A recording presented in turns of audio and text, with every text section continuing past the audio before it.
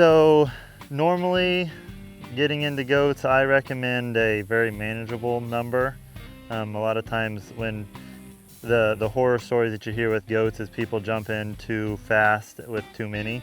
And so I normally recommend somewhere in that 20 to 50 range, something that you kind of feel comfortable with, and a number that you can really kind of learn on. When you're looking for a starter herd of goats, we're obviously looking for good health. Most of the time, I recommend getting doelings just because of the acclimation factor. Any older nannies that I've gotten have had trouble acclimating to different climates, and not only climate, but also management styles. Whereas the doeling is young enough that she is really just kind of growing into your management style.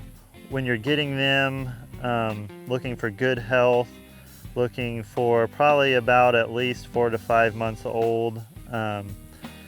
When you get them home, health-wise, you're looking for bright eyes, very erect tails, and the main threat that you're probably going to have is coccidiosis and worms. Both of those can be some scours or some diarrhea type stools. Those are going to be your two main ones. Worms is really going to be your battle all along with goats. That's going to be your biggest frustration, your biggest predator loss.